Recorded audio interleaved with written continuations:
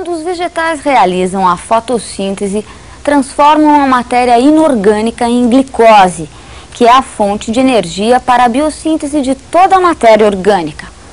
Além disso, a fotossíntese retira do meio ambiente o gás carbônico e fornece todo o oxigênio livre da atmosfera e hidrosfera. Desta maneira, os vegetais são imprescindíveis à vida do planeta. Eles fornecem a matéria-prima, combustível e comburente para a manutenção de todos os seres vivos do planeta. Oi, turma. Alô, Fanny. Vejam a importância da aula de hoje. Nós vamos falar da fotossíntese.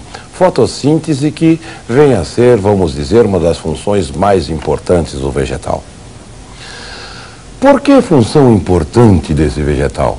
Vejam que o vegetal, ele vai produzir matéria orgânica a partir de matéria inorgânica. Ele vai produzir glicose, ele vai produzir oxigênio. Vejam, ele vai produzir o combustível para todos os seres vivos manter-se vivos. Vai produzir o oxigênio, que é o comburente, que vai poder fazer a queima deste combustível para a produção de energia vital. Então, é importante por demais esse mecanismo de fotossíntese. Vejam lá.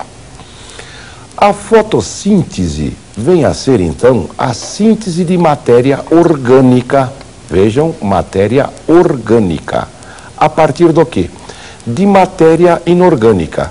Para fazer essa síntese de matéria orgânica a partir de matéria inorgânica, vai ser necessário energia. Que energia é essa? Energia luminosa.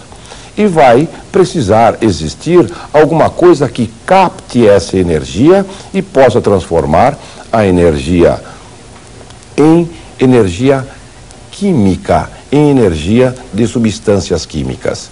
Esta substância é a clorofila. A clorofila, então, vai dar aos vegetais a condição, então, de fazer a fotossíntese. Do que será necessário, então, para que se faça a fotossíntese? A fotossíntese precisa de matérias inorgânicas. Quais são as matérias inorgânicas? Água, gás carbônico. E precisa de energia. Qual é a energia? A energia luminosa. Vejam, com a energia luminosa, o gás carbônico que existe na atmosfera e a água que vem a partir das raízes da seiva bruta, as folhas, que é o órgão sede da fotossíntese, é onde ocorre a maior quantidade de fotossíntese, vai ser possível fazer a síntese destas matérias orgânicas.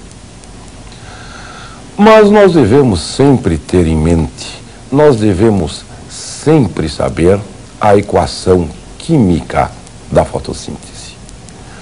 Que equação química é essa? Nós vamos ver os reagentes e os produtos. Devemos saber aonde ocorre, em que lugar da célula e em que organoide celular. Vejamos aqui. A fotossíntese vai utilizar 12 moléculas de água, 6 moléculas de gás carbônico, em presença de luz e clorofila, para produzir glicose. C6H12O6 é glicose.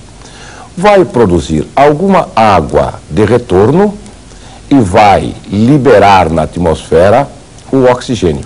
Vejam a importância. Devemos lembrar que o oxigênio da água, este oxigênio, é que vai ser liberado na atmosfera. Vejam, o oxigênio do gás carbônico utilizado vai ser utilizado para fazer glicose. E alguma parte desse oxigênio vai retornar em forma de moléculas de água.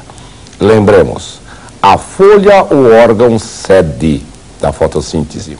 Dentro da célula vegetal, nós vamos ter estas organelas que nós vamos chamar de cloroplastos. Dentro dos cloroplastos, vai existir a clorofila nesses pequenos discos que existem no cloroplasto. Cada disco deste é chamado de grânum.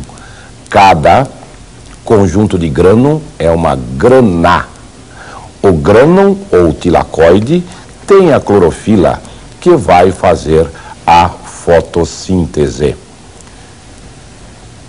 Como qualquer reação orgânica, é necessário que existam em quantidades suficientes a todos os fatores que vão entrar nela.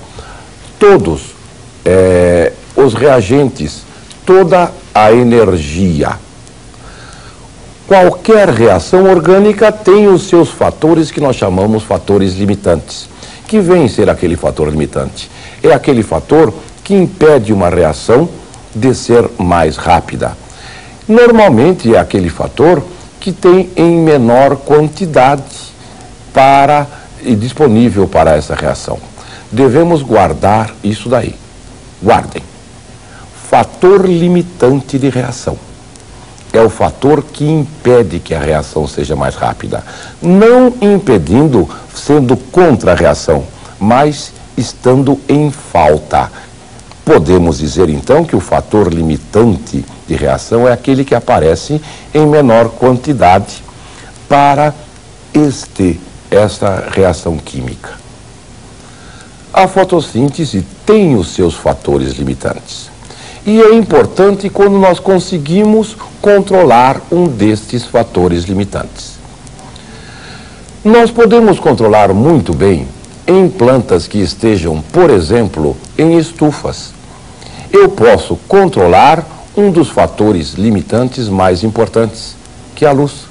A quantidade de luz cedida ao vegetal. Nós podemos ter em uma estufa um tipo de controle luminoso. Eu vou ter um potenciômetro em que eu vou aumentando a quantidade de luz. Eu posso medir a velocidade com que uma planta está fazendo a fotossíntese. Como? Nós vimos, o vegetal, ele absorve água e elimina oxigênio. E também absorve gás carbônico. Se eu controlar a velocidade com que um vegetal absorve o gás carbônico ou como ele elimina o oxigênio, eu estou vendo como esse vegetal ele está respondendo à quantidade de luz. Vejam, eu posso elaborar um gráfico a partir disso. Vamos ver? Quando eu tenho uma intensidade luminosa, aqui nesse I, eu tenho intensidade luminosa. Aqui, na abscissa, eu vou ter a quantidade de luz.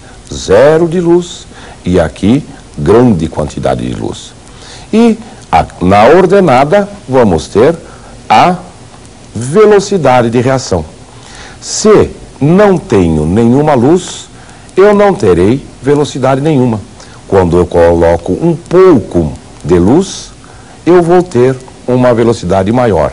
Até que eu chego em um ponto que eu vou chamar de ponto de saturação luminoso, em que eu tenho o máximo rendimento da fotossíntese. A partir daí, a fotossíntese vai ocorrer sempre de uma maneira uniforme. Por quê? Podemos imaginar que não exista mais clorofila suficiente para existir a fotossíntese. Mas também não é só a luz que é importante para a fotossíntese. Temos outros fatores limitantes. Quais são eles? Vamos ver? Os fatores limitantes da fotossíntese. Primeiro é a intensidade luminosa. Temos também a concentração de gás carbônico e a quantidade de água. Se eu tenho, porque eles são os reagentes. E tenho também a temperatura. A temperatura é muito importante porque eu tenho uma parte enzimática de reação da fotossíntese. Academicamente, nós poderemos fazer a fotossíntese separar-se em duas partes. Duas partes que deveriam ser a fase luminosa e a fase de escuro. Fase de claro, fase de escuro. Ou então, fase fotoquímica e fase química.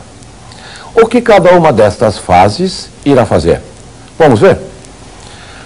A fase fotoquímica vai depender da luz. Ela não depende da temperatura. A água vai ser utilizada nessa primeira fase e produz o oxigênio.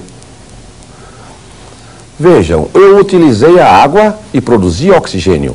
Está faltando utilizar o gás carbônico, produzir glicose para eu fechar a equação. Isso vai ocorrer numa segunda fase, que nós chamamos fase de escura, fase fotoquímica ou fase enzimática. Vejam lá. A fase enzimática não depende da luz. Não é que o vegetal só vai fazer essa fase no escuro. Ele faz logo após a fase de claro.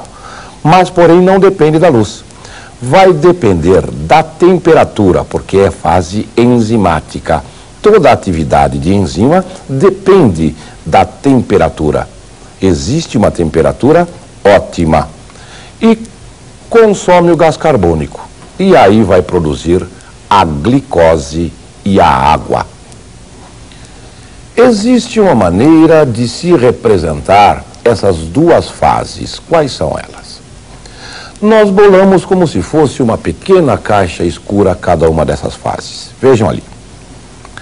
Essa primeira fase de claro utiliza água e utiliza luz, produzindo oxigênio e produzindo energia, que é ATP, produzindo também hidrogênio, que não pode ficar livre, vai ser transportado como o NADPH2.